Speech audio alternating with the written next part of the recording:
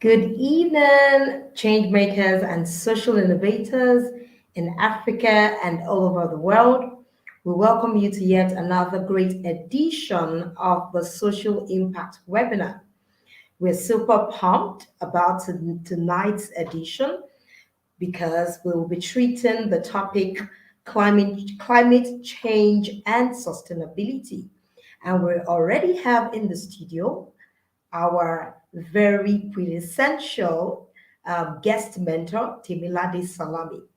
Just before we dive into tonight's very interesting session, I would want to read from all of our live audience. Type in the comment section telling us where you're joining us from any part of the world. If you're joining us from Nigeria, any part of Nigeria, or you're joining us from South Africa, from Namibia, from London, from the US, anywhere in the world, we would love to read from you. So just type in the comment section, share with us your name, what you do, and the country or the part of the world where you're joining us from. Thank you. So we're excited and looking forward to reading from each of you. So let's do that quickly because we have so much in store and we would love to dive in as soon as possible. All right. Just as you all rightly know, we always hold the social impact webinar every month, and it's a platform through which we address very key issues within the development sector and across other sectors. Very important issues, pertinent issues across Africa, which line up with pressing problems that most change makers and social innovators want to solve through their impact work. All right, so quickly type in the comment section where you're joining us from. We endlessly are excitedly looking forward to read from each of you. So let's do that quickly just before I bring up our guest mentor, Lady Salami. All right, so waiting. Let's type in the comment section. I can see that a lot of people are tuned in already. So we'd love to read from you. Just type in the comment section where you're joining us from, which part of the world, what you do. Tell us in the comment section and what your expectations are for tonight's session. We excitedly want to read from you. All right, so while you're getting that done, I will go ahead to introduce our guest mentor and thereafter have her on board. But as I had earlier noted, we would love to read from you. We'd love to know where you're joining us from. So please type in the comment section and let us know where you are joining us from. Also, to let us know your organization, what you do, the impact area where you're serving. We'd also love to read from you in that light. All right. So without further ado, I'll bring on board our guest mentor, Lady Salami. She's right here with us in the studio. Good evening. Good evening, everyone. Thank you so much for having me on this platform. Good evening to all of our viewers, everyone who was tuned in for this webinar. I hope you can all hear me. Definitely positive. I can assure you that they can hear you clearly. All right. Thank you so much. Okay, so while we're waiting on more of our viewers to type in the comment section, let us in on where they're joining us from. I'll go ahead to warmly introduce our guest mentor. All right.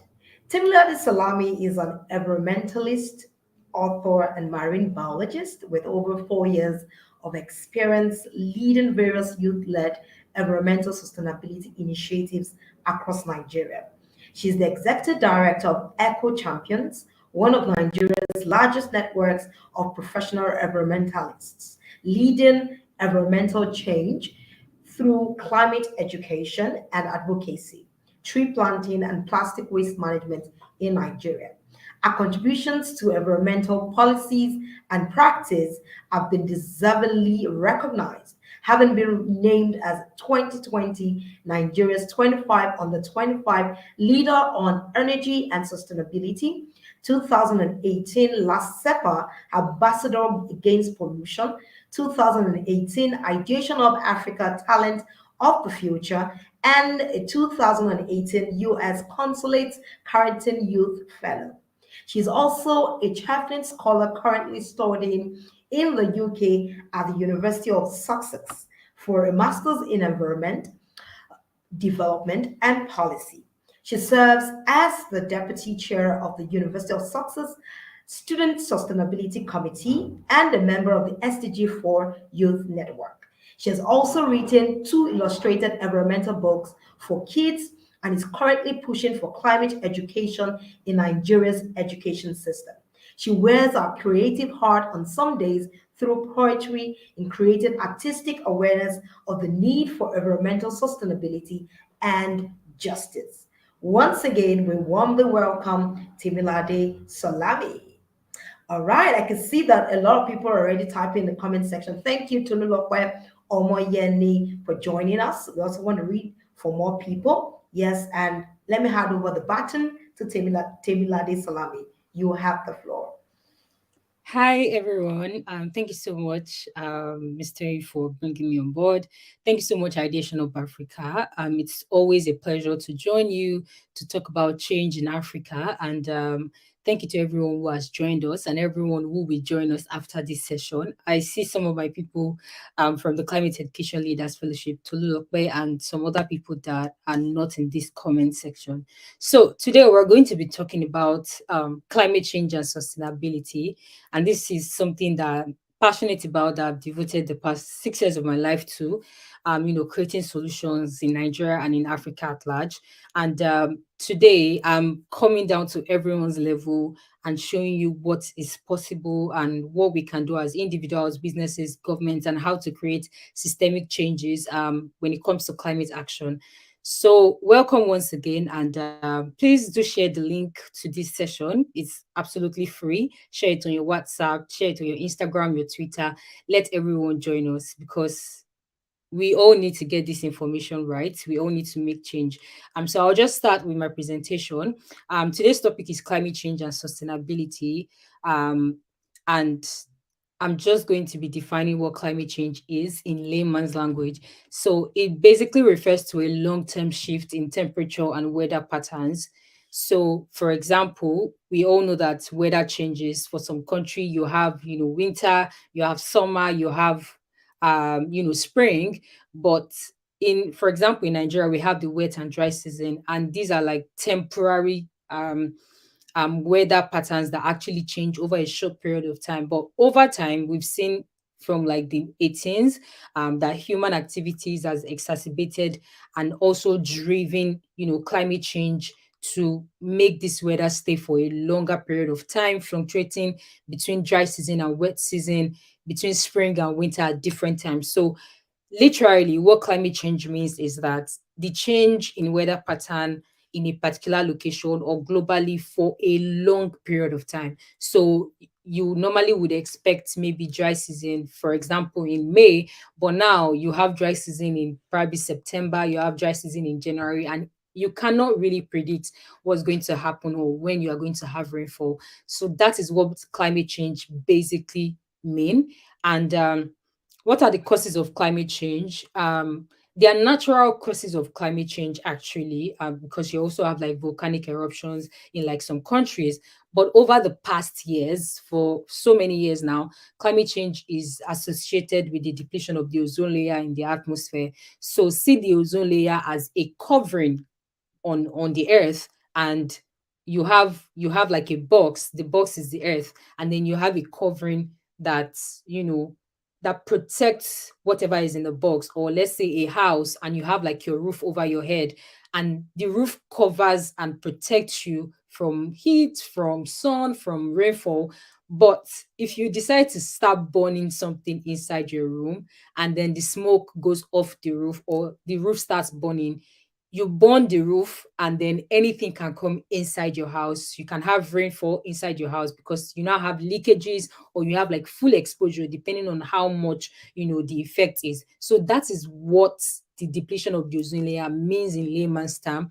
There's a covering, but because we keep releasing different gases into the atmosphere, the covering is depleting. Depletion in layman's language means that you now have leakages, you have the covering is not as strong as you used to know it. So the ozone layer prevents heat from the sun from reaching the earth at high intensity. Um also, a very good example, if you're walking on the street and you see a tree or a shade somewhere, if you stay under the shade, you have some level of protection and calmness that you get from staying under that shade. So see the ozone layer as the shade that protects you from the scorching sun, right? Is the sun there? Absolutely yes. But is there a covering that protects it from getting to you directly? Of course, that's the ozone layer. And when it depletes, we now have that direct sunlight, and then the climate changes over time. And what are some of the um, causes of this depletion? We have fossil fuel, we have greenhouse gas emission. Greenhouse gas emission are, the CFCs, the carbon monoxide. You also have industrial emission.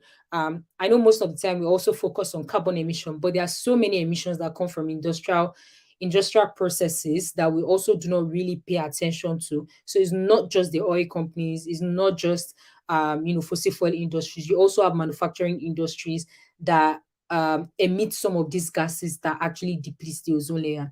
And then we have deforestation. We all In layman's term, we all know that when you find a tree in, let's say, a park where you want to park your car, you probably want to park your car under that tree. Why? Because when you get under the tree, you just have this level of calmness, or level of protection that you have. And these trees also serve as carbon sinks.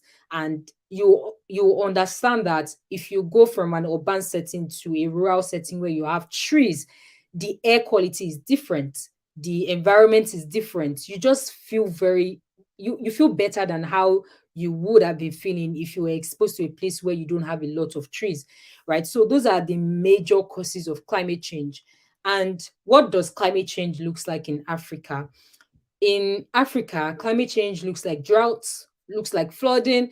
I'm sure we are familiar with, if you're in Nigeria, and you're probably familiar with the second picture on my with the yellow bus. That's our popular Lagos yellow bus, and you can see the flood that we've experienced even years before now, and currently we are still experiencing some of these issues. The first picture on this slide is a picture I got from an article about the drought currently happening in Kenya. Just in case you do not know, or you are not up to date about the happenings of climate change, there's currently a drought happening in some parts of Kenya. And some local residents actually believe that, oh, they are being stricken by gods, or the gods are probably angry, based on some of the articles that I've read.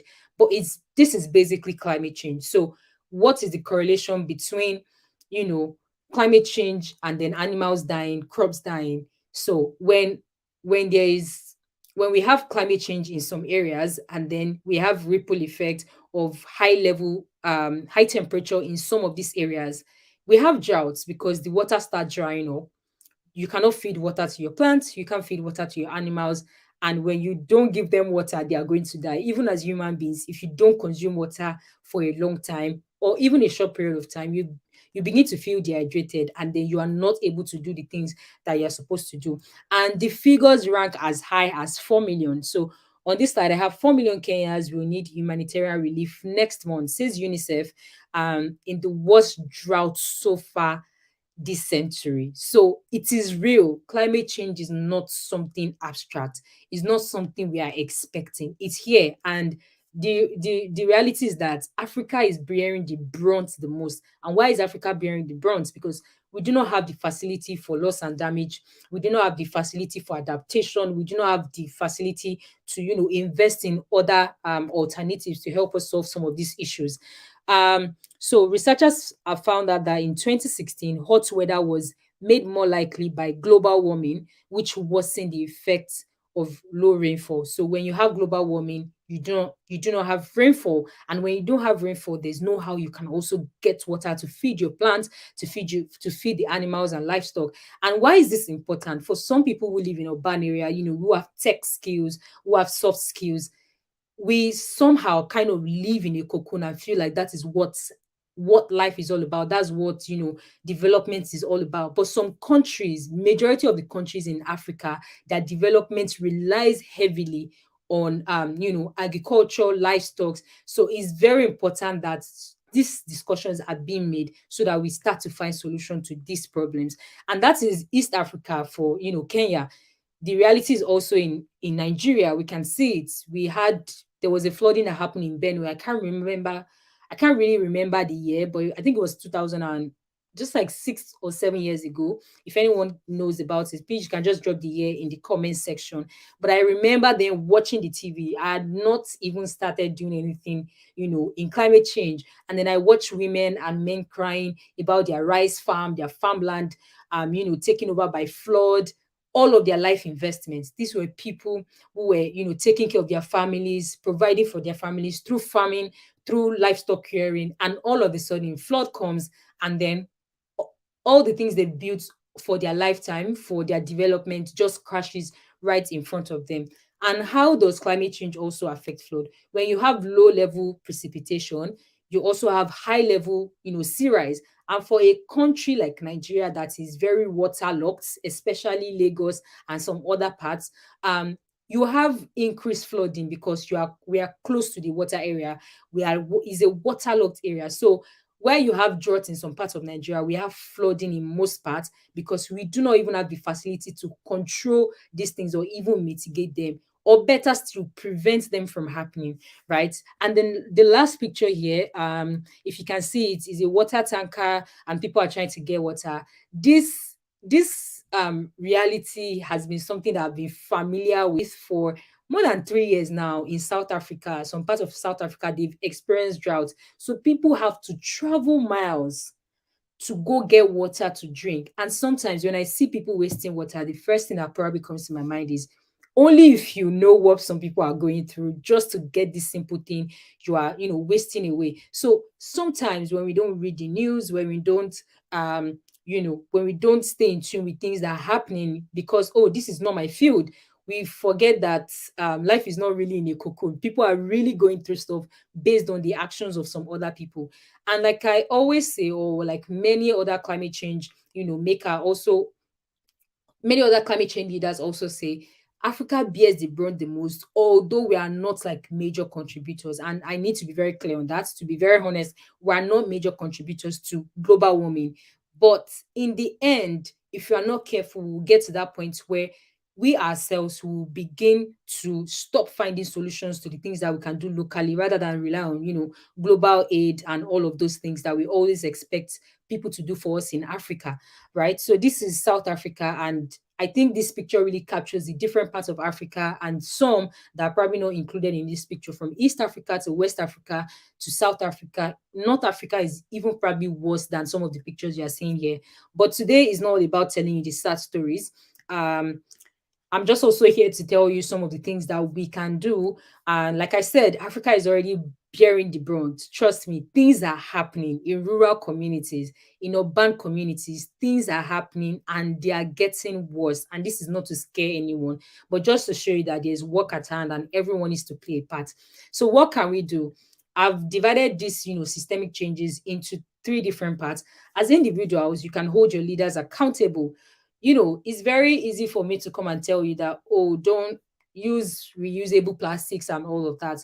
But I've seen the ripple effect of holding leaders accountable, how it has changed policies, how it has changed implementation, how it has changed the face of a whole nation. So imagine the people we currently have in government or some of the political aspirants that we've had. I've studied all of them, even from the last election to the one that is coming currently in Nigeria. Okay, this is an African, masterclass, but I will use Nigeria as an example. None of them actually have any agenda on environmental sustainability. Zero. So if I'm the only one tweeting it on Twitter that oh, this person does not have anything environmental sustainability in their so-called 5 point agenda. And I don't think that this person should be in position because this is an urgent global issue. Everyone will probably think that I'm running out of my mind or something is wrong because this is not a major issue in Nigeria. We're talking about security, we're talking about food, we're talking about agriculture. But we quickly forget really that all of these issues are intertwined. If you are experiencing climate change in the north, you don't have water. If you don't have water, you will have to fight for resources. When you fight for resources, you have insecurity. When you have insecurity, you cannot have access to quality education. When you don't have quality education, people go into illegal businesses, right? So it is very important that we think about all of these problems in a holistic way and not say, oh, this is not an issue in Africa, whereas it's an issue. And then in the end, we now have to start going back to the beginning to solve problems that should have been solved in a raise awareness. I know many of us, we don't work in the climate change space. We are not environmentalists. But let me just put this to you. I don't need to be a financial analyst before I know that dollar rising is affecting my business, right? So why do I think that if dollar is 1 naira, I mean, if dollar is 600 naira to $1 right now, how does it affect me as a citizen in my country? I don't need anybody to tell me to go and study the market to understand these things. And it's the same thing for our environment. If you are really affected, if there's flooding, you cannot access your market, you cannot access your business, you cannot access your home. People have lost homes, and I mean homes, their shelter, to these issues. And if you cannot do all of these things, it affects your daily lives. And that's why I always say it, climate change is not an abstract issue. And I'm so happy that, some of these things, I won't say I'm so happy that they are happening. It's a terrible thing to be happening, right? But I'm just happy that people are more aware because now it's happening to everyone. Everyone can feel the sun, regardless of how rich you are, how poor you are, how privileged you are, or how not so privileged you are. If you're a business owner, if you're a leader in any industry, is affecting everybody. Just the way the current FX rising is affecting every single business in Nigeria and in Africa, right? So the second thing is, raise awareness, talk about this thing, be knowledgeable, share with your members of staff, share with yourself, your home, your family, your kids. And then the third one is be conscious of your consumption. Many of us, we think that, oh, if I do this thing, it's just me, it doesn't affect the environment. So I'm going to give you a very good example. If we have a drainage system in, let's say, area one, let's say this place is area one, and there are 300 people living there. I decide that, okay, I'm not going to clear my drainage. I don't care how I use my energy. I don't care how I dispose my waste materials. I do that. And then there's also somebody in another neighborhood saying, oh, I also don't care. And there are about 100 people out of 300 who do not care. In the end, our single, in quotes, not caring makes up the whole issue in the end, right? So because I do not care, you do not care, the other person too thinks, oh, my small inaction or my small action doesn't really fit into the bigger plan. Now everyone bears the brunt, including the people that do not care and the people that actually care. Now you don't need anyone to now tell you at that point that, oh, this thing is actually bad and you need to do something about it. So when you make decisions, when you make individual decisions, think about the ripple effect, think about the global effect, think about, if I do this thing right now, what happens in the end? It's just like global warming. Right now, Africa is suffering the most, from this issue. But the major problem was not really caused by us. But at this point, there's no time for explanation, trying to pass the blame game. Everyone needs to be on board. And now, even the generation that was not part of that issue or that was not part of the process of causing climate change and global warming since 1990s and 18s, we are now the ones having to find solution, because I was just probably on my own. They gave birth to me. I didn't know anything about climate change. These were people who have already made some of these problems, and now I'm here, trying to find solutions, trying to organize different fellowships, trying to make sure that everyone is aware about climate change. And this is what is going to happen if we also do not, gather the momentum and get everyone on board. And this is why I keep talking about it. Everyone needs to get on board. on the climate action vehicle, because we will also leave some of these problems to our kids, and they will also have to leave it to another generation, and it cannot continue because we really do not have time. Then the fourth one is ask questions. I know so many people are not, in this field, and I acknowledge it, because by virtue of the courses we study, by virtue of the kind of things we watch or things we were exposed to, climate change and environmental sustainability was probably not even top 40 on our agenda as a continent, right? So ask questions. For example, when people say, oh, I keep saying dollar is rising because this is something everybody can, money affects everybody's lives, right? So if dollar is rising, and I know somebody who works in business, and I had to like ask question yesterday, what do I need to do? Do I need to increase the price of my product so that I can meet up with my profit and my margin, the difference in my margin? And I was just asking a lot of questions because I didn't want to make a loss with my business. So if you're asking questions about things pertaining to your life, your money, your individual, living, why can't you also ask questions about climate change? Why can't you also ask your leaders questions? Why is flooding happening in Lagos every single year and nobody is doing anything about it? If only Temilade goes on Twitter to talk about it, it will have maybe 20% effect. But if me, everyone on this call, tweet about it, retweet about it, join calls like this, share with their friends, hold everybody accountable, and not just massaging anybody's ego based on the fact that, oh, this is not an urgent issue.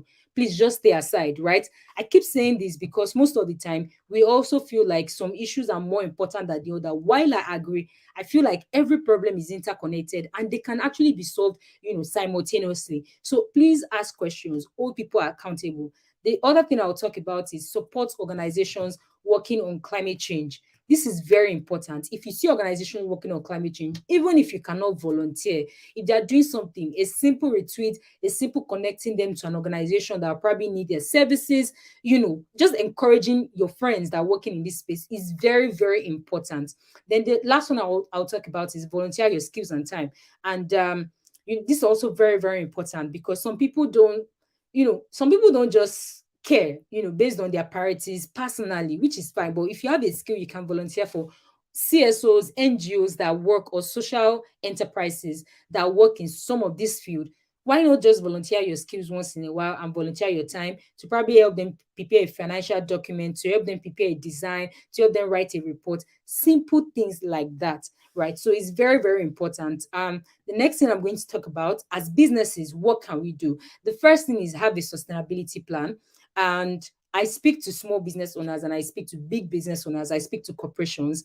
So have a sustainability plan, and it doesn't need to be anything grand, especially if you're a small business owner, if you are growing, right? What does a sustainability plan look like? Okay, now that the world is transitioning rather into clean energy, is there a way we can transition some of um our processes to be a bit more cleaner, to be a bit more green? So for example, if you use generators in your office, by now I don't even think anybody should actually be begging you as a corporation to start investing in things like solars and inverters, because the reality of even buying fuel right now is not funny. And if you have solar system that you don't really need to do anything, the sun just shines and then it provides energy for your industry, your corporation, your organization.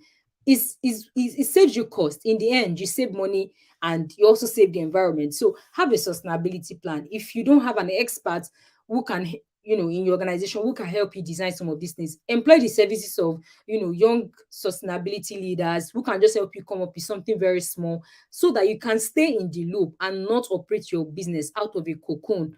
And the world has moved on. The global world has moved on, except you want to keep playing locally, to be honest. Till today, I still know some investors from some different parts of the world that will not put their money into any business that doesn't support anything green. And I tell you for free, and this is where the world is going right now, because they will ask you, what's your sustainability plan? What have you done? Then the second one is raise awareness.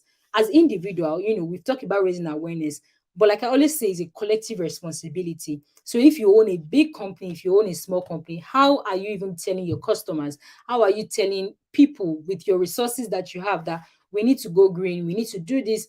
although it's a long-term thing, but this is what we are doing. Inform your customers. Oh, now we are trying to achieve this and this because the world is going this and this. Please support us. I'm going to give a very good example. There's a brand, a skincare brand that I know, and recently, they've been posting a lot. I think it's Arami. They've been posting a lot about bringing back your containers for a refill, and these are things that happen in, in the global north, where you have, in the Western world rather, where you have, some of these processes that allows people also be in tune with the company's growth when it comes to going green. So it's very important. And those kind of decisions cannot happen without research. Why would anyone just tell you to come and refill your bottles and you save money? They maybe the container of the cream is supposed to cost like 5,000, but if you bring your previous container, you pay like 4,000 naira. That's just hypothetically, actually. So if they've not done their research, there's no way on earth, if they've not studied other businesses, there is no way on earth they can come up with such decision, right? Then the next one is embrace clean transition, right? Many of the time I've heard people say, oh, solar is expensive, this is expensive. While it is very true, because I've priced it even for like personal use before, it is expensive. But calculate your cost in the end. When you put all of the money you are spending on fuel together, who wins in the end, who loses in the end. And sometimes it's not just about you. It's very important that you also calculate your costs, your profits, and make sure that any solution you're bringing on board allows you to transition properly. I'm not for sudden transition, and I always say it, because you can't just wake up and tell a company to go and invest in solar just like that without looking at their books and what it means for their profit. So I'm all for, gradual, slow transition, but don't say you don't want to grow and you don't want to move on with the way the world is moving. It's very important, especially if you want to play on the global stage. Then the next one is support CSOs. Of course, businesses now have CSRs in some developed countries. They give you specific CSRs that you have to do. To be very honest, you must, if you are in this field, you have to be investing or donating your money to an environmental cause. But in African countries, everyone just, they do whatever they want to like, actually, because no one holds them accountable. So I see a lot of companies, I see a lot of businesses, for example, in Nigeria, their CSR is always, going to the streets, feeding the kids, which is absolutely fine. And I've seen a lot of unsustainable CSR programs just for the gram, just for the pictures. We need to rethink the way we do CSRs in Africa. Every single business cannot be doing the same thing just to tick the box. So if you are a budding, entrepreneur here, rethink your business process, because I believe that where we are right now is not where we're going to be. Everyone who owns a big corporation right now was probably being nurtured by somebody in the last 10 years, in the last 20 years. So that's why it's also very important to me to catch people that I can catch as much as possible, to catch them young, because I know that these are the people that are going to grow to become business leaders, to become, corporate entrepreneurs, to become governors, to become senators. So it is some of these ideas that you have right now that you are going to take in and create such processes that allow us to also live in a sustainable planet. So embrace clean transition, support CSOs. If you are going to do CSR, don't just do CSRs that are just good in pictures. And one thing about climate change and sustainability programs or projects, they don't give you immediate return. And I think this is why businesses sometimes do not also like to donate to it or invest in it, because if you go with a CSR that has to do with climate education, the only impact record that you can have is probably increased knowledge. You cannot say, oh, I've fed 1,000 people, because that is easier on paper than to say I've taught 1,000 people. But think about it sustainably, which one is the best? If you impact 1,000 students in a class right now, do you know the level of growth they are going to attain in the next years? Do you know the kind of powerful seats they will be sitting on? Do you know how many business they will be owning in the next few years? So think futuristic. Think not now. Don't think about things that you can just get now, that they are very easy to put on paper and everyone can say, oh, you're doing an amazing work, right? So the next one is be up to date with policies. And this is something that we I think I would say, because I feel like a lot of Africans are here, we lack, we don't like to do the work, we don't like to do the reading. When I say work, I don't mean like hard work, because when it comes to hard work, we work hard as Africans. I can bet 100 on that. But when it comes to knowledge acquisition, reading things beyond the scope of where you are. We need to do better. So right now, some people don't even know the financial policies we have that are affecting your businesses. You don't know the environmental policies we have. Our presidents might have announced that maybe COP or pre-COP in the last 3 years that we're going to plant 2 million trees, but nobody knows where the trees are being planted. And because you don't know, you cannot hold anybody accountable. Because you don't know, you cannot ask questions. Because you don't know any donations that has been made to that project, you cannot ask them where is the money, right? But these are procedures that allows other countries to also hold their leaders accountable. It doesn't just happen like a flash. Is a process, and everyone needs to be in that loop. So beyond just tweeting about the problems of your countries, beyond just letting the whole world know that these are the issues going on in your country, talk about it to your leaders when you meet them at events. Because I also believe that not everybody's on Twitter. Because even as a business leader, you might not have time for such platform. But when you go to events, when you go for meetings, it's not just about the pictures. Ask questions pertaining to the future of your country. It's very, very important. Then, as governments and leaders, I put leaders here because I believe that you necessarily don't have to be like a governor, um, or a president, to be in the government system per se. You can just be leading a local government, or even be part of a youth group of a local government, and you feel like your work is not that important. Your work is very important. And one of the things you can do, um this is also speaking futuristic, because I believe that some people on this call, I will be seeing you next 5 years. You are probably the governor of your state, or the sustainability manager or special advisor on environmental matters. So this is also speaking futuristic. The first thing we Nigeria even needs to do, or Africa in general, we need to invest in renewable energy. And this renewable energy, the investment does not necessarily have to come from Africa, right? It can come from foreign investors. One thing that we just need to make sure is that we also have an accountability process. I've spoken to people, and one of the issues, even people that want to probably invest in renewables in Nigeria, or invest in businesses, there's a problem with accountability and track record. So all of the things you've done before, how have you handled them? And it's not just about big money. As a country, when these donations are made, or some of these supports or financial mechanisms are being put in place, how do we spend this money? How do you ask your governor, the money that was given for this, how has it been spent? The money that was given for, just like COVID happened, how has this been spent? But because everyone just feel this is not my problem, and then it becomes everyone's problem, and everyone comes back to talk about the problem. So it's always a cycle. So as governments and leaders, there's also a need to invest in renewable energy. And before we talk about investment, we need to be prepared for that kind of investment, right? And like I said, the investment can come in locally or globally. And the second one is also encourage afforestation. Is very important, because I see a lot of things that have overturned over time, even with continuity in some states.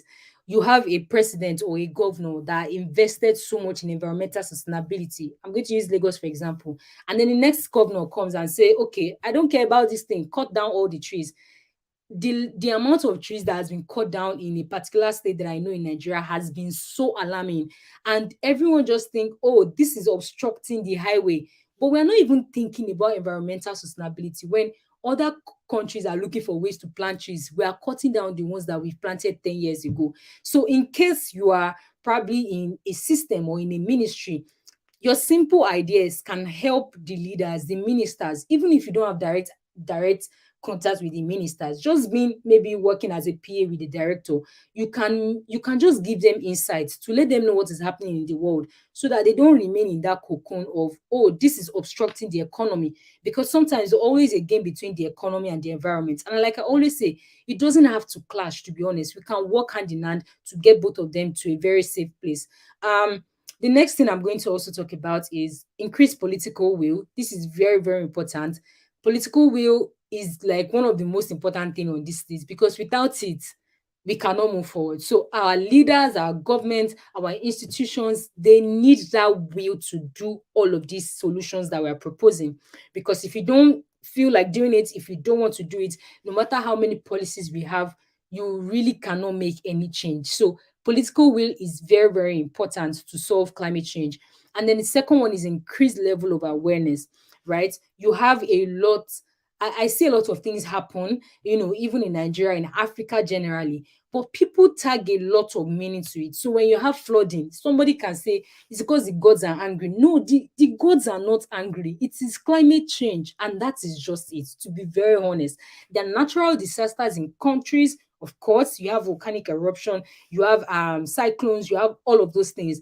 But there's some things that can be curbed. There's some things that can be prevented without us, tagging it to disasters and all of that. So we need an increased level of awareness, grassroots to urban areas, to rural area, top bottom bottom top approach. Teach the people, let them know what these things are. Some farmers that are not getting yields for their for their crops, some of them think, oh, it's because there's no money in the country. But like, you don't have there's no rain. You're expecting rain in June, but there's no rain, so there's no how your crop is going to grow. So if the farmer does not know that it's because of climate change, and because my country has not done their part to invest in renewables for farmers to use, like solar tech irrigation, if they come to campaign in their community, they will lie to them and they will vote for them again, because there's no knowledge, there's no prerequisite knowledge, there's no information about what is going on, right? It's just like right now, if you live in a community and maybe, for example, Nigeria has been on strike, like students have been on strike for like six months now, or 5 months. It would be hard for any political leader who is vying for any position to just enter a university and say, I promise you there will be no strike in 10 years. The first thing that will come to your mind is, tell us how, show us your plan. Why? Because you suffered this enough. You are now aware, you know all of the things happening. You see some of these people whose kids are abroad and going to schools, you feel bad about it. Because of all of this information that you have, you begin to ask questions. But if you don't have information, if you don't know the root cause, you will not ask anybody questions, so they can lie, they can prepare 3 point agenda, and we still vote for them, right? So everything is really, really intertwined. And the next thing I will talk about, of course, invest in climate education. This is very important. We need to catch all of our kids young, and I've been advocating for this. We need climate education in our curricula in Nigeria. Very important. And beyond it being a standalone subject, it can be intertwined into basic science, just in case they feel like the process of getting climate education as a subject on its own, will be tedious. It can be put into basic science, integrated science like we know it. And that way, no one has to do so much work just to teach the kids. Because if you don't teach them now, we have to create reactional leaders to solve the problem. And that's one issue we are currently facing, even in this climate action, space. We have a lot of young people growing up to tackle solutions, but it's more of a reactional way that we are doing it. So people are holding protests, people are saying, no, we don't want this. But if imagine every single person here has gone to school and you've learned about policy, you've learned about, oh, this is what my government is supposed to be doing with our nationally determined contribution. This is what they are supposed to be doing with our environmental policies. You'll be making demands that will not allow you to be protesting in the next 10 years, right? But now we have a lot of people reacting to the problem, and that needs to change. We do not want to create another generation of people who react to problem, but rather create solutions from the scratch. And for example, some of the solutions can be from our universities. You're already teaching people about renewable energy. So you don't graduate and then somebody starts telling you about solar, and then it feels alien to you when you should have learnt it in school as a form of energy. But because, yeah, we are not seeing beyond the scope of fossil fuel, no one will talk about renewable energy in our universities. So this is why it's very, very important that when you see people talking about this, you give them all the support, because in the end, it affects everybody. Either you like it or not, if the people we're supplying our oil to and everything, if they say, no, we don't want your oil again, regardless of how good our oil is, it will stay in the ground. And now we have to look into other parts of the economy, right? So it's still going to affect everybody. Either you're a climate change leader or you're not a climate change leader. And then the next one, with this one is very, very close to my heart. Focus on other parts of the economy apart from the fossil fuel industry. Over time, with reports, different documents, we've seen that our major revenue has really been coming from fossil fuel, our oil in Nigeria, our oil, my almighty oil. But if you cross the borders of Nigeria and you move to this other world, everybody is moving on. Everyone is literally moving on. you now have solar energy, you have wind energy. People are even talking about biofuels, talking about different kind of energy, and we are still on this same oil matter. Now, am I saying that Nigeria as a country that heavily relies on this form of, energy should just wake up and say no more oil? Of course not, because there are many people's income that depends on that. But we need to start making that transition. How are we supporting people, businesses that have solar energy as some of their businesses that they do? How do we support, companies? How do we subsidize their import rate? Are there any ways that we are encouraging them to bring in some of these solutions or even come up with some of these solutions? I have some of them as friends that are working on solar energy, solutions, and it's hard for them to even crack that market because number one, there's lack of information.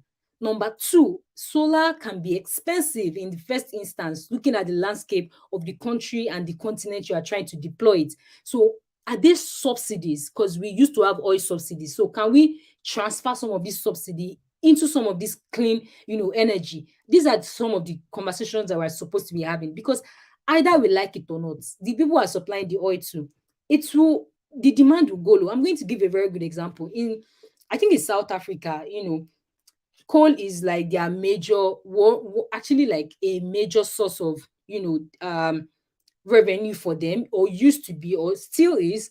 And over time we've seen at conferences, we've heard, so many conversations around keeping the coal in the ground. Now, just today I was reading it online that a lot of coal industries had shut down, like their instruments are getting rusty because the people you want to supply the coal to, they are not there anymore. The demand is now lower than the supply. So either you like it or not, your coal will be in your country and you'll be forced at that time to focus on other parts of the economy. So do we focus on small business owners, which has actually, proven over time to actually develop the economy? Do we invest in businesses? Do we invest in young people? Do we invest in education, security, right? Even exports, our agriculture, we've just left it and nothing is happening there anymore, which is one of our strong points for our economy and development. I like to say that Africa's development relies heavily on everything that has to do with climate change, from agriculture to environment to livestock rearing.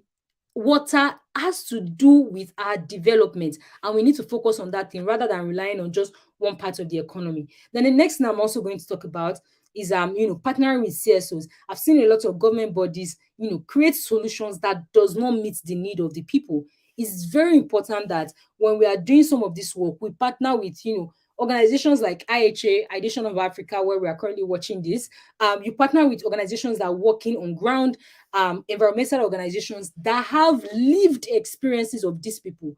You cannot say, oh, I'm a governor in Lagos, and you sit at the helm of the affairs of the state, or I'm a president in this country, you sit at the helm of the affairs of this country, but there's no how you really want to do it. Even right now, my eyes are not in rural communities, all the rural communities in Lagos, because I'm here. I don't know what is going on ground, but there are civil society organizations, NGOs that have worked with these people. They've done participatory research with them. They've lived their experiences. Take their knowledge, bring them on board, partner with them so that you can create solutions that actually meets the need of the people, but not just assuming that, oh, this is what this country needs, this is what this state needs, and I don't care if it's going to meet their solution or not. I'm going to give them what I think is the solution. And this also, cuts across even individuals or organizations or CSOs. We must start creating solutions that meet the need of the people. Sometimes, planting trees in one area will work, but planting trees in another area will not work. For flooding, what do we need to do in Lagos? Plant more trees, create more more water sink. But you might not be able to deploy same solution in another area where you have flooding. Maybe what they need to do in that place is to create more drainage system. So the solutions must also be very specific to the problems of the area. What works for country A might not be able to work for country B. right? And sometimes what work for country A might work for country B. So we can take knowledge, snowball on some of the solutions and bring them into context in our countries. So that's also very important. And the last thing I'm going to talk about today is embrace a bottom top approach. And this is a problem that we've seen over time, even in the Western world. We feel like because we are up here, all of our solution must come from up here. So we create solutions that only fit our needs that we've imagined in our mind. But the people in the communities, the citizens, they say, okay, this is not what is happening. Involve us. Let us be in the process. The farmers don't have yields or harvest because it's not just about giving them fertilizers. Is there anything you can do? Can you provide solar irrigation system to them that will help their crops to grow naturally, rather than providing fertilizers that doesn't even give, some fertilizers that doesn't make the food, safe to consume. So we should not always create our solutions top bottom. Even when we start them top bottom, we can always involve people from this level to this level, and that way everyone feels involved, and then we can create solutions that actually meet the need of the people, right? And I would just like to say this. I know there's a lot of conversations around, oh, the West must do this, the global North must do this, they must pay for this. But let me tell you, the currency of the world right now, how the world operates, is with trade, businesses, and economy, to be very honest. So we can begin to talk from today to tomorrow, which we've been talking, and nothing has been happening. So if we as Africans don't create solutions for ourselves that meet the need of our nations and our continent, we'll just keep being in that loop, because there's no amount of money the West can give us that can help us solve all the problems we have in Africa. So we must find local solutions to solve our problem, and then that way we can attract more global opportunities. It's very, very important. And this also cuts across so many issues we have. We cannot wait for anyone in Africa. We are really the solution. It sounds cliche, but that is the truth. And sometimes cliches are cliches because they are the truth. So it's very, very important that we keep that in mind. We need to create solutions for Africa by Africans for Africans. We cannot keep waiting for anyone to come and save us, and that is just the basic truth. No one is going to help us come up with our curriculum or help us change the face of environmental sustainability in Nigeria. It starts with me, it starts with CSOs, it starts with government, it starts with our leaders, it starts with you on this call and how you relate with everyone, and also do your businesses in sustainable ways. Yeah. So I've come to the end of my long discussion. I hope I'm not taking a lot of time. I think I have. Thank you so much. Thank you so much, Lady Salami. Very, very insightful session we just had with you. I'm sure this has been very eye-opening for everyone tuned in this evening. You may think you understand what climate change is, but I just love how you really ran us through an in-depth understanding of climate change and our roles, in driving the awareness, in collaborating and driving for the implementation of these sustainable solutions in Africa. I just love your last phrase saying, and which is our mantra at IHA. We can only birth solutions. We can only Africans can only birth solutions for Africa. You can't keep looking outward for the externals to come in and birth those solutions. Africans have to rise to the occasion and take the bull by the horn and birth these solutions. Not just birthing the solutions. I love how it's now teaching Yeah. teaching. And I love how you talked about, really taking this revolution into the education sector. If we're even saying, oh, don't start at it and create a separate course or curricula or subject for this for climate change across the different educational strata, we are saying you can fuse it with science. But the Mm-hmm. most important thing is we must educate everyone right from while they are very young to those who are very old. Thank you so much, Emladi, for the very, very pragmatic session. And I'm sure you can just, everyone is really, really, really sharing their uh, reactions in the comment section. I really appreciate your contributions thus far. And this will take us into the question and answer forum. We already have curated questions from our community members, and we know a lot of them are tuned in at this time. And so we're going to take in a few of these questions. I know most of the questions have been covered already by your presentation, but nonetheless, we will take some of those curated questions and also take questions from our live audience. So if you have questions bugging your mind at this time, please type in the comment section, those questions, and we would, our guest mentor, Timilade, will willfully provide answers to them. Thank you so much. Thank you so much, Timilade, for the very insightful session once again. All right, so let me dive into the question quickly. So I know from some of the questions created by our community members, there was a particular question that stood out, which I would want to just, ask you to provide, your recommendations and answers to.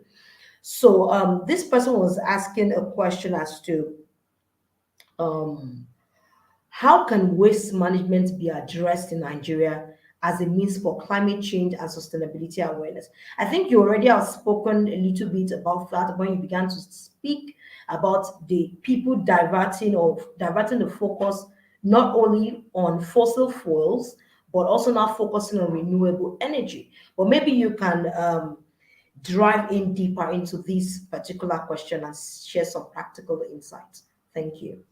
Thank you so much, everyone. So for waste management, it's quite different because we have, I like to see it as waste that everyone generates, and I'll focus more on solid waste, in Nigeria generally. So for example, I've seen um states, for example, I just saw, a mail from, Oyo states, talking about how now, their state is actually getting cleaner because it used to be bad. And I've, just snowballing some of the things in the background that they would have done. I've seen that they've also employed a means of, getting households to recycle.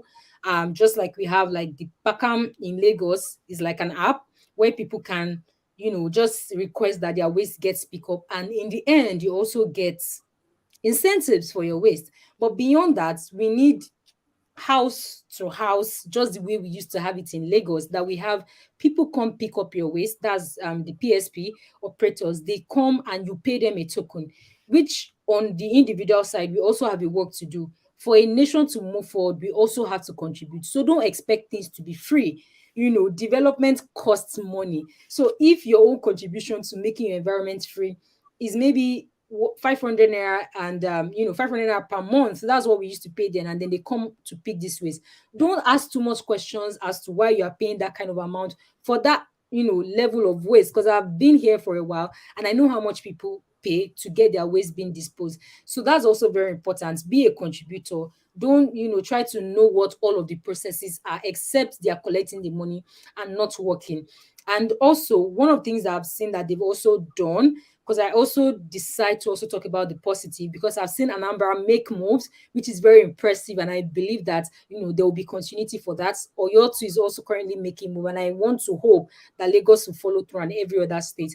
And just seeing all of these things, one thing I've noticed is that there's been a bottom top approach. So no one is waiting for the president to say this is what we'll do on a federal level. Now states are taking initiatives, local governments are taking initiative, and that way, because this state has done this, you are moved to say, oh, I don't want to be left out. So that's also very important. And I've seen how they've worked with recycling companies in their states, and that has also been very good. So I want us to also be very positive. Things are changing. Just keep making demand. Trust me. People spoke a lot about Oyo.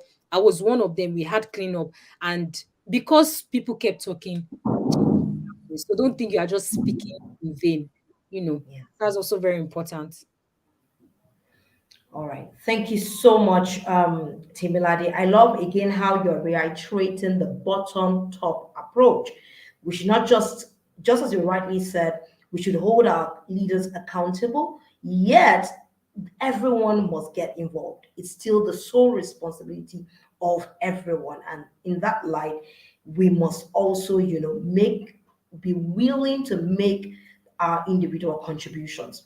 All right, just before I take on a question from the curated ones, I will take on Camille's question. But I wanted to respond quickly to something that Camille shared in the comment section. So she was saying, and I think it was in response to the point around integrating the education on climate change into the curricula in schools. And we're talking about fusing it into science. And she was saying here that, but most students don't even offer that. Now, remember, the goal is futuristic. We're just saying in the interim, in one way or the other, let us just start with something. Do you understand? Of course, in the long term, we are looking at it standing alone. But whilst we're still fighting for it standing alone, can it be fused into an existing subject or course? Do you get it? So that this education happens. So that's what that speaks to. I hope this is clear. All right, so let's take on Camille's question. Do you have any ideas about amplifying the conversation about climate change in Nigerian communities? So I can divide the community into two. We have rural communities and we have, urban communities, and we also have offline communities and online communities. So for rural communities, honestly, one of the best things you can do if you live in a rural area, but for states like Lagos, for example, rural intersect urban sometimes. But what I'm just trying to say is wherever you are staying, as much as you can, if you see somebody doing something bad, talk about it. And I don't mean like, shout about it. You can just approach the person. People just do things, they don't know the ripple effect. And it's not all about, calling them out every time. Sometimes let them know that these are the alternatives. If they want to Yeah. throw bottle in the drainage, why not tell them that there's somebody they can recycle the bottle with? Or even if there's no one, just let them know that if they throw this thing, when flood happens, their governor is not living with them. Everybody goes back to square one, right? So Exactly. that's like for people who probably don't have access to internet.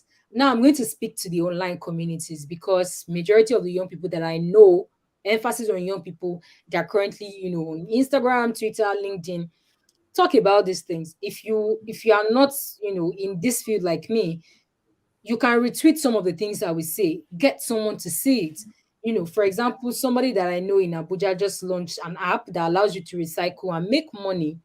I don't need to Beautiful. be a recycler to retweet it. There Yeah. might just be somebody who has 1,000 bottles at the back of their house because you retweeted.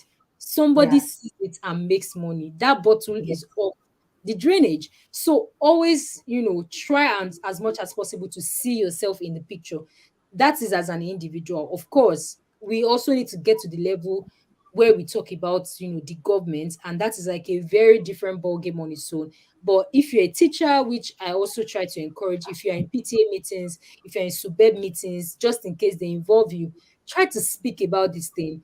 We've been talking about it in Lagos, and I've been seeing some things coming up, but they are not concrete yet. And I want to hope that they are going to be concrete with time. So yeah, that's just it basically. And one other thing you can do is to volunteer with organizations. We have people who teach Yes. children in my organizations, and they did not study environmental sustainability. Many of them accounting. I have 9 to 5 people in my organization who volunteer actually, and these are people who do not work in this field. But you don't need to work in finance to be concerned about ethics and your business. So yeah, just find them. If you need recommendations, you can reach out to me on Instagram or Twitter.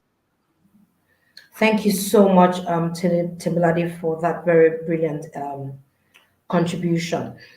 All right. So here's another question, which is speaking about how sports can contribute to climate action.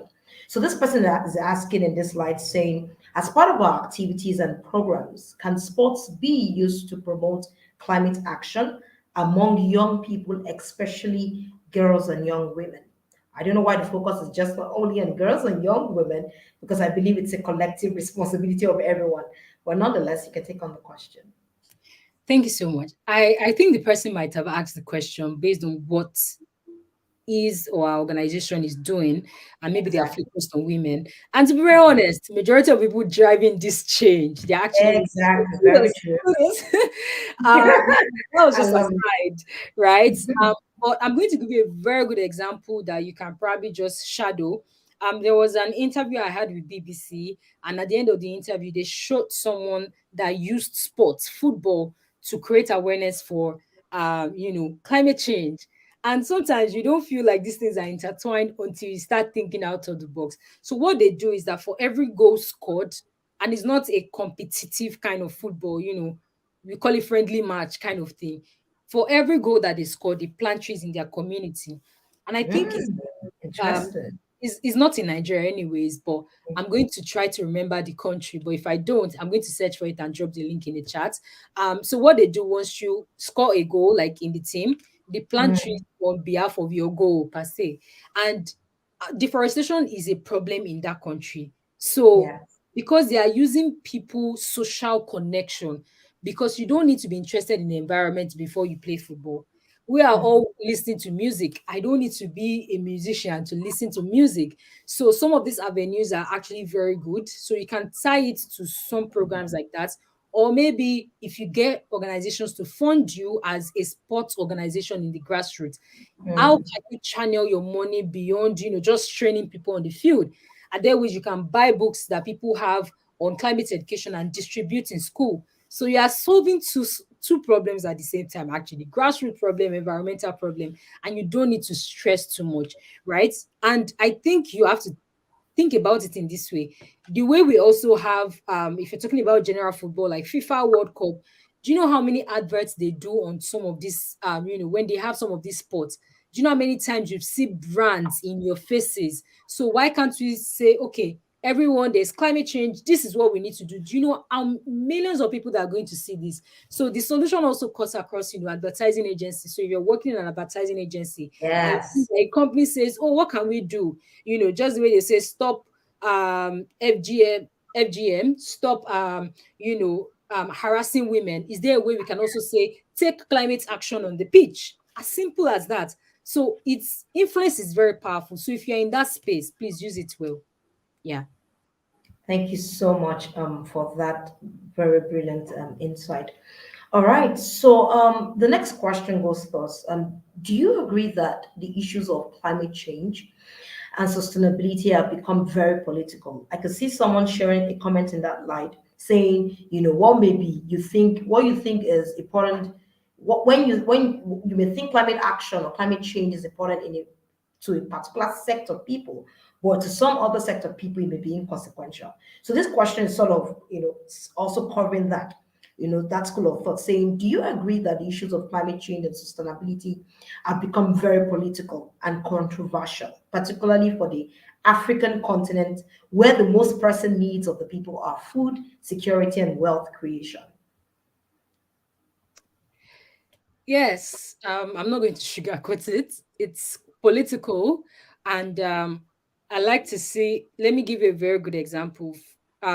We depend on oil a lot in Nigeria. I'm using Nigeria as example, um, and if we have, let's say, this political leader or this president who has partners in this other side of the world who wants to buy oil or fossil fuel or whatever energy form we have in the ground, and they want to export it to import it back. They will make money from it, and some will probably drop in their personal pockets. Even if it means that the people in Niger Delta, their farmland will suffer from oil spillage, they don't care. Their rivers are going to be filled with oil, they don't care. In the end, they just want money for their pockets, right? And in that way, it's not just about the government anymore. It's now about politics. Now I can make money from this, and I can make revenue for the country for this. Everyone is happy. We're making money, but the environment is dying. So when you have another leader that comes in and say, okay, we're not doing this anymore, the first shock we're going to experience is probably like an economic downfall. Yeah. But to the general populace, it's a bad thing for the economy. But because you are just on your own and you can see the future consequences, you know that if we keep doing this kind of trading, is going to affect us both economically and environmentally in the future. But because we are a quick generation, we're quick, everyone just wants everything to happen like immediately. If you get there, make everything work immediately, and forgetting that it takes time, really, Yeah. and we need to set our priorities right. So it's very, very political, because sometimes you want to make a point by saying, oh, I brought so much to the economy. But the question is, it's not about bringing to the economy. How did you make the money for the economy? Did we have to focus on one thing rather than focus on diverse things that could have given us the same amount of revenue, that we would have gotten without having to stress the environment and just take away and take away? And in the end, one person suffers for it. The community in the Niger Delta region suffers for this thing, but the revenue is shared across all the country. So everyone is lounging in the parts in the southwest, and the Niger Delta is suffering for the menace of some of this oil spillage and all of that. So it is very political, even across countries, across continents, global south, global north relationship. It can, but it's not something that is impossible to solve. Thank you very much, Timiladi. So, here's another question now, speaking to the World Economic Forum promulgated climate agenda.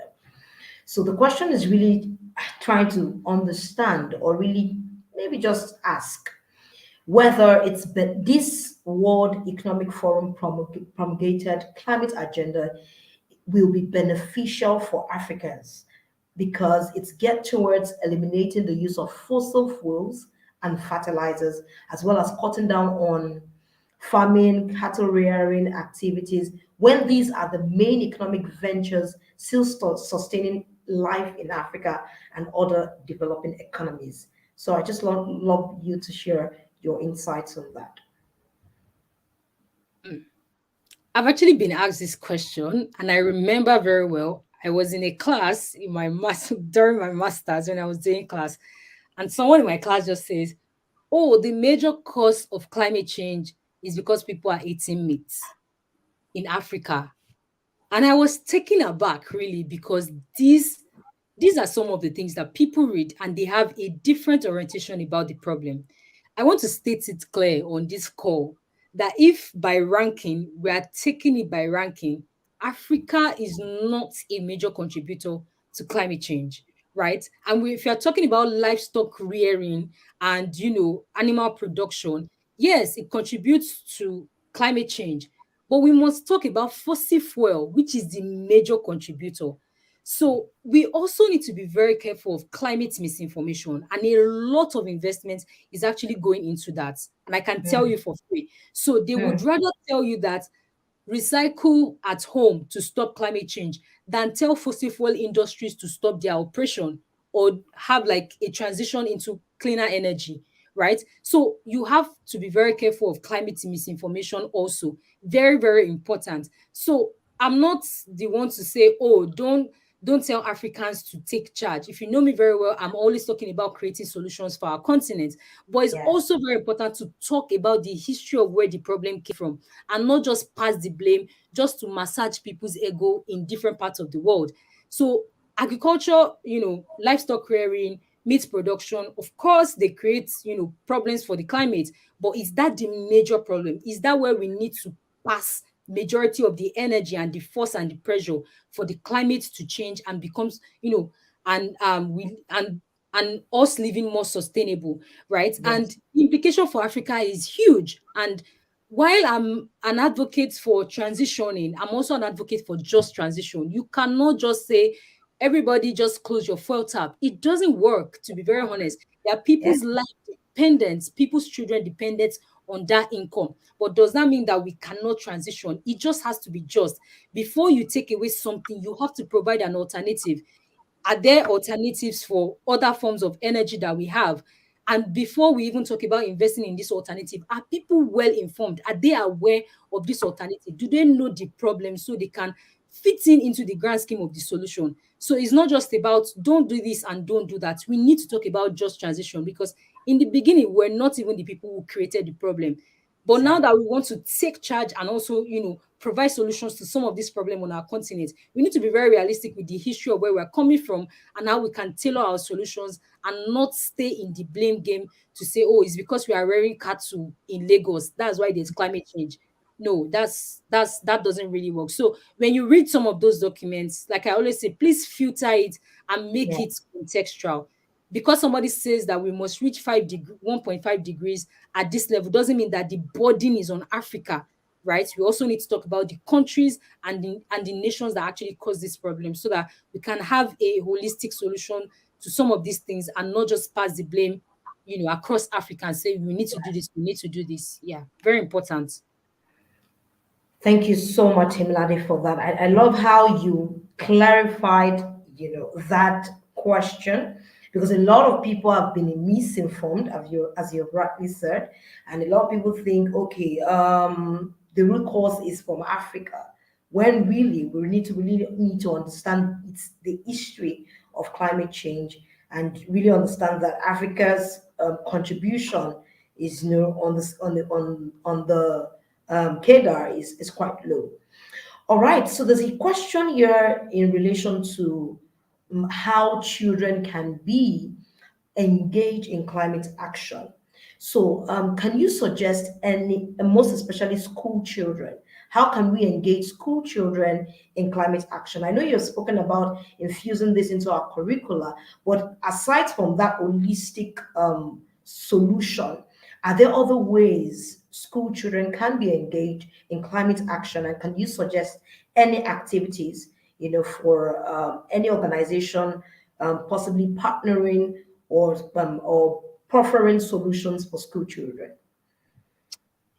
To be very honest, top of my head, I can't list a lot. I'm going to speak for Nigeria, because yeah, that's also a problem. But one of the ways you can, maybe as an individual, engage them at home, if there are quite a number of YouTube videos right now that talks about the environment, but please and please do go through the content before showing it to them.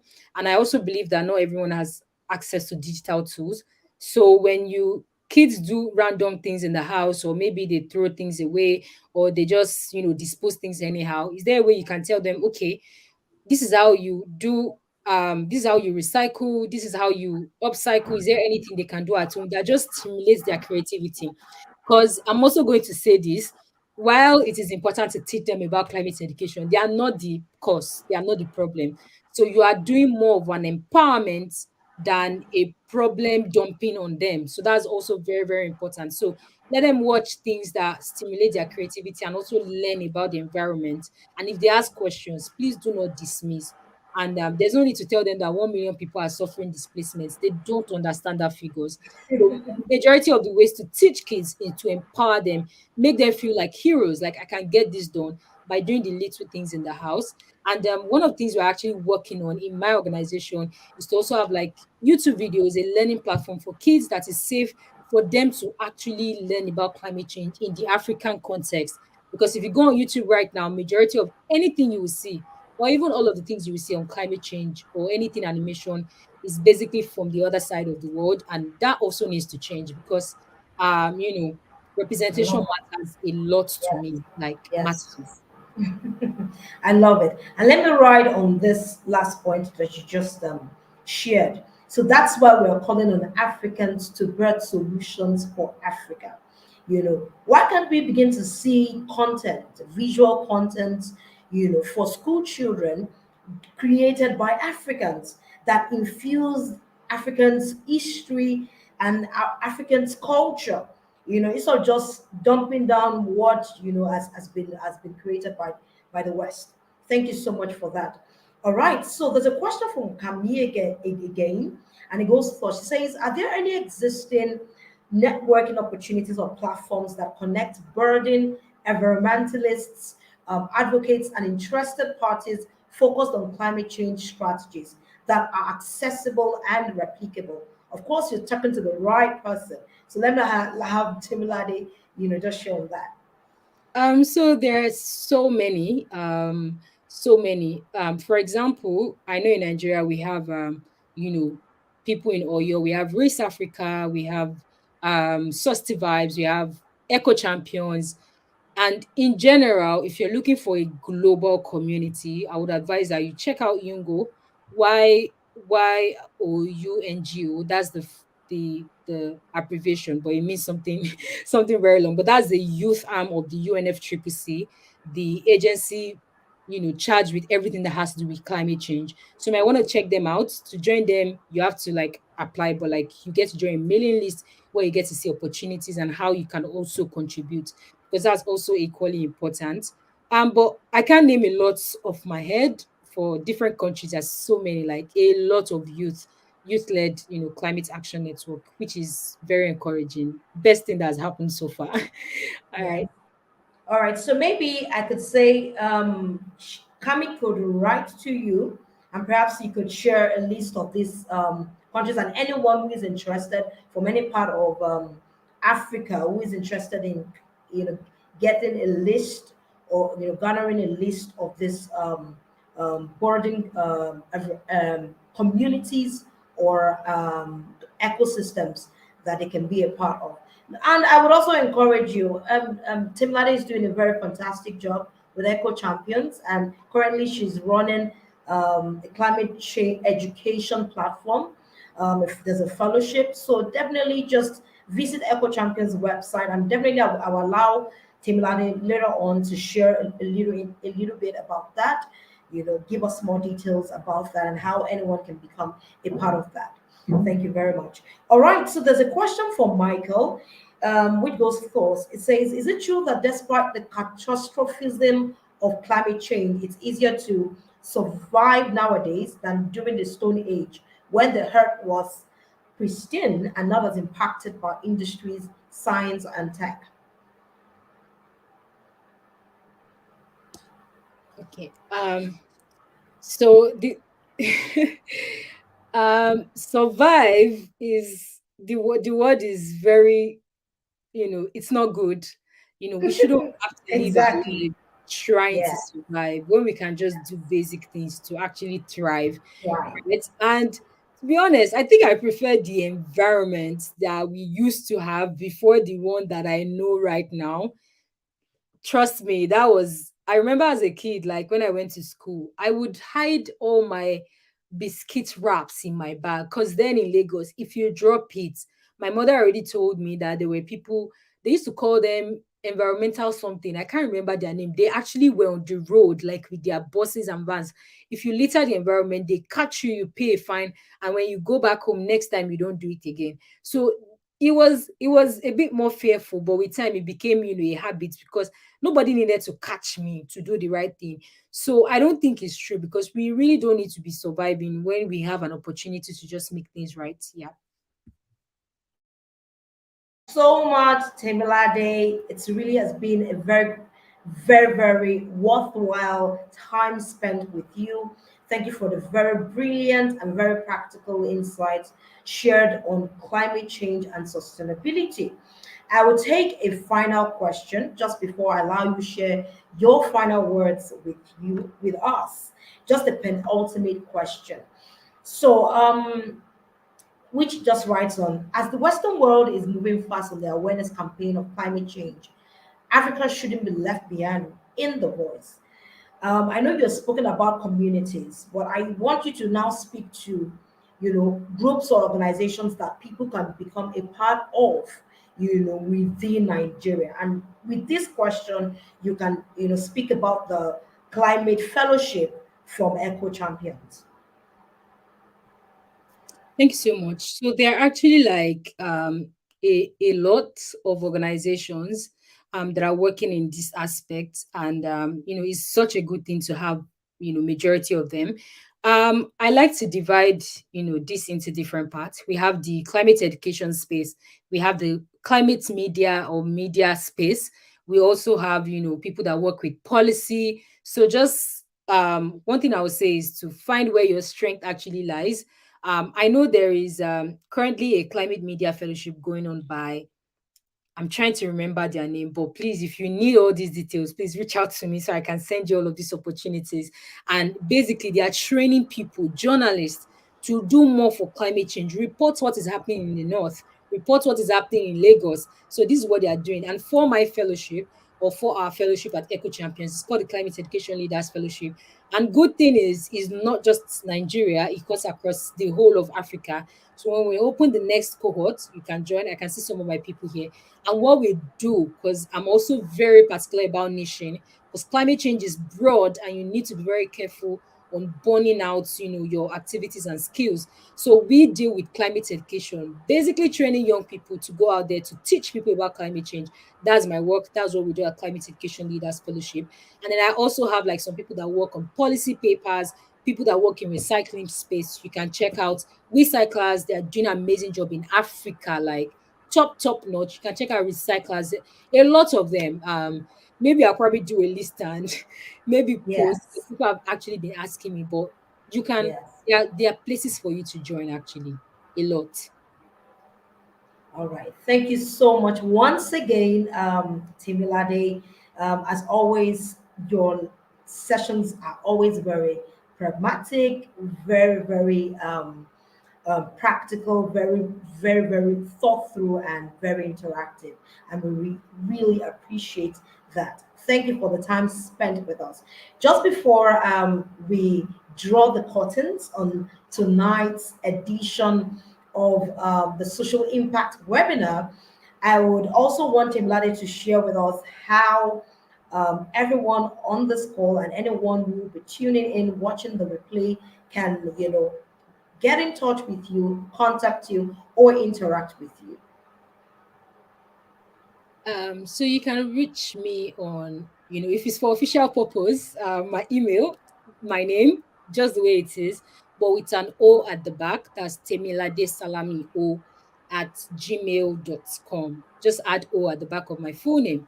And, if you want to reach me on Instagram, if you probably type this name, I'll probably be the first person to pop up. Just try that, and I'm sure it will work. And then on Twitter, this same name, like together, type it together with an underscore at the back. Same for Instagram actually. So those are the platforms that you can reach out, but if it's official, because I'm a bit off my Instagram right now, please do send an email. That's the best way to contact me for anything that is urgent or serious. Yeah. Thank you so much, Emilade. And just writing on some of the key points that we learned tonight.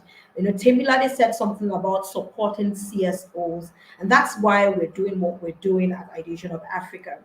Also talking about partnering, collaborating with CSOs, just lending a voice. And that's why we've decided to have Temilade on board. We know how critical the climate change issue is currently, that many parts of the world facing the brunt right now. There is the heat wave happening in major parts of Europe, and the likes, and the Middle East. And even, Nigeria, we're sort of used to it, but it's still happening here and all of that. So, but nonetheless, we need to be educated. And that's why we, went ahead to partner with Timberlake to have her on board. And that's why we encourage you to also be a part of the ecosystem here at Ideation of Africa. I must, proudly say that Temilade is a member. She's an alumni of the Ideation of ecosystem. She's gone through a lot of our programs, our courses, and as we see her shining the light, across the climate change and education space, we're super proud of her. And we encourage you to do same, because really, when you are planted in the community of like minds, that is how you grow, and that is how you are able to form formidable collaborations, and you extend your impact across different frontiers. You think you can achieve more impact running in silos? No. But when you come together as a collective, riding on, there's so many people right now, I'm sure, tuned in, who also have key interests within the climate action, climate change space. Why not just decide to volunteer or partner or support the work, at Eco Champions? We have, that's what we preach, and that's what we advocate for within Ideation of Africa, where we bring like minds together and we create that collaborative platform for you. And also we provide the empowering tool through the Social Innovation School, where you can come on board and be equipped, be enlightened and empowered, on practical, with practical resources to start, scale, and sustain your big ideas for changing Africa. And our courses are curated to not only get your feet grounded on a solid foundation, but also puts you in the same room with social innovators from the different um, 17 pillar competencies across the SDG themes and even across different impact areas, who through their work in the African context are creating real-time impact. And one of such examples is the work, the formidable and the very um, um, appreciable work at the Eco Champions and many others. They share practical insights from their journey. We have had Temilade as one of our guest mentors on one of our programs, and if you take on, on any of the courses, you will be able to interact with that session as well. And this enables you to cross the hurdles to look out for, know the hurdles you need to look out for, and the experiences that have over time given them the capacity to deliver high impact across their sectors in a structured curriculum. And all our modules are delivered fully online. You can run them or interact with them at a self-paced timing, complete with mental interviews, worksheets, supporting resources for students who interact with it to engage and also carry out, immediate action plans. And one thing we drive out within the social innovation school, we are building sustainably. So that's why, it's not to rush to work, it's to get you started and create that structure, create the strategies. And also, I love that when Timothy was speaking about policies and the rest, I can proudly say within Ideation of Africa, we have created at least two policy roadmaps on good governance and policy reforms, and we are still going to do much more even in this year. And so when you see us um, begin to reel out some things in a couple of weeks, we want you to rally around, be a voice, and be an ambassador, champion this across your spheres of influence, and get people on board. Once again, we also encourage you to join us at every edition of the IHA Social Impact webinar. It's usually always every month, and we encourage you not to miss it. We'll do something now. We'll create a playlist of all social impact webinars that we have had, we have hosted, and we hosted this for free.